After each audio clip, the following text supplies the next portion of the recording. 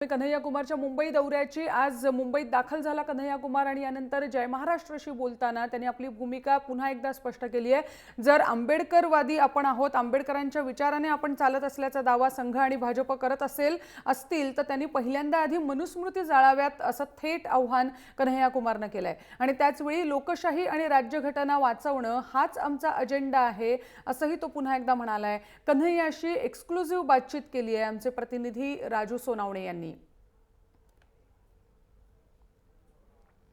JNU विद्यार्थी संघटनेचे अध्यक्ष आणि देशद्रोहाचा आरोप झालेले कन्हैया कुमार आपल्या सोबत आहेत। कन्हैया जी, आपकी मुंबई में सभा होने वाली है, लेकिन जहां जहां आप सभा लेते हो वहां वहां आपको विरोध हो रहा है, क्यों ये विरोध हो रही है? देखिए, सबसे पहले आपके चैनल के माध्यम से पूरे महाराष्ट्र को, पूरे देश को हम जय भीम और लाल सलाम करते हैं। और ये जो हम जय भीम और लाल सलाम करते हैं, ये इस देश के जो गैर लोकतांत्रिक लोग हैं, जिनको संविधान में भरोसा नहीं है, जिनको मनुस्मृति में भरोसा है, उनको दिक्कत होती है। हमारा कहना है कि हम इस देश के संविधान की बात कर रहे हैं, लोकतंत्र की बात कर रहे हैं, आपको हमसे दिक्कत क्यों है?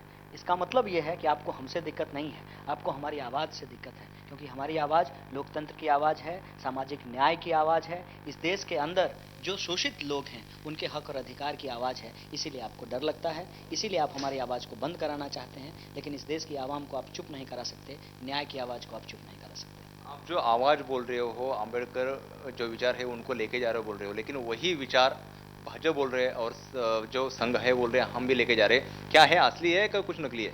देखिए, असली नकली का बात नहीं है, बात है कि आपको कथनी और करनी में फ़र्क देखना पड़ेगा। अगर आरएसएस कह रहा है कि वो बाबा साहब के विचार को आगे लेके जाएगा, तो वो मनुस्मृति को खारिज करे, वो इस देश के अंदर जो जातीय ऊंच नीच है उसको खारिज करे, और रोहित वेमुला को न्याय दिलाते हुए अप्पा राव पे कार्रवाई करे। उस देश के अंदर जो दत्तात्रेय हैं, जिन्होंने अपने पावर का गलत इस्तेमाल किया, उस पर कार्रवाई करे, और दूसरा रोहित ना बन पाए किसी आज के समय में, आधुनिक समय में द्रोणाचार्य किसी भी एकलव्य का अंगूठा ना ले सके, जान ना ले सके, इसलिए रोहित एक्ट को पास करे, तब हम समझेंगे कि उनको बाबा साहब के विचारों पर भरोसा है। कन्हैया जी, आवाज चल रहा है, लोग बोल रहे हैं कि आप भाजपा के खिलाफ हो, जो देश में 60 साल तक कांग्रेस की सत्ता है, लेकिन उनके खिलाफ आप नहीं बोल रहे हो। क्या कहेंगे, आप सचमुच भाजपा के खिलाफ हो? देखिए, हम किसी के खिलाफ नहीं हैं, हम संविधान के पक्ष में हैं, सामाजिक न्याय के पक्ष में हैं, लोकतंत्र के पक्ष में हैं। जिनको हमारी आवाज़ अपने खिलाफ में लग रही है, इसका ये मतलब है कि वो संविधान और लोकतंत्र के खिलाफ है। रही बात कांग्रेस की और भाजपा की, तो मैं एक बात कह देना चाहता हूँ, हमारे यहाँ एक कहावत है कि हसुआ के विवाह में खुरपी का गीत नहीं गाया जाता है। इस देश के प्रधानमंत्री अगर विद्यार्थी मोदी जी से सवाल पूछ रहे हैं, इस देश के प्रधानमंत्री मोदी जी हैं, उनसे सवाल पूछ रहे हैं, तो ये एक वाजिब सवाल है। अगर आप विद्यार्थियों का वजीफा बंद कर देंगे, अगर आपके मंत्री चिट्ठी लिखकर विद्यार्थियों को की हत्या करवाने में शामिल होंगे, अगर आपके सरकार से संबंधित वाइस चांसलर अगर कैंपस के अंदर जातिवादी शोषण को आगे बढ़ाएंगे, तो आप पे सवाल खड़ा होगा। और जो देश की सत्ता में रहेंगे, जो देश की सरकार चला रहे हैं, इस देश के अंदर लोग सूखे से मर रहे हैं और किसान आत्महत्या कर रहे हैं, लोग हजारों की नौकरी करने के बावजूद उनके जीवन में सुख चैन नहीं है। इस देश का जो मिडिल क्लास है, आज उसके जीवन में शांति नहीं है।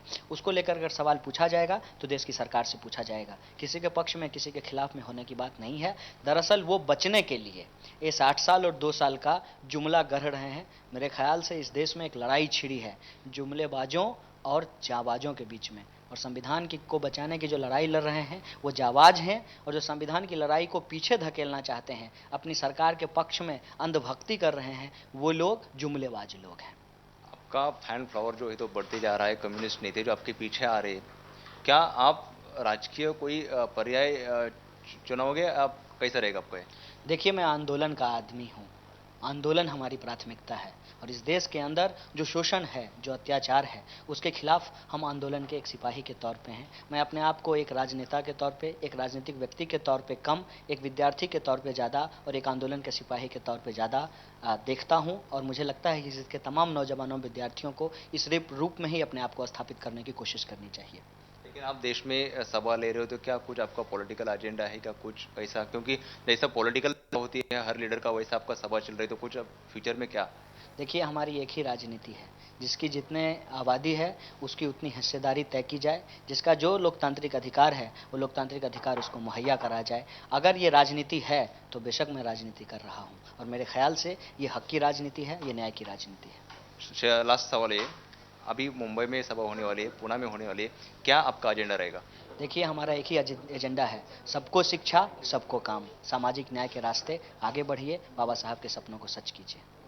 पाहतो आपण, जर भाजप आणि संघ जर बाबासाहेबांना आपलं मानत असेल तर त्यांनी पहिल्यांदा मनुस्मृतीची जी आहे ती जाळून टाकावाची चपराक भाजप आणि संघाला मारलेली आहे. त्याचबरोबर आमचा जो अजेंडा आहे तो विद्यार्थ्यांच्या आणि शोषितांच्या लढ्यासाठीचा अजेंडा आहे, कुठल्या प्रकारचा पॉलिटिकल अजेंडा नसल्याचं हे कन्याकुमारी यांनी म्हटलेलं आहे. कॅमेरामन संदीप रणपिसेसह राजू सोनवणे, जय महाराष्ट्र, मुंबई.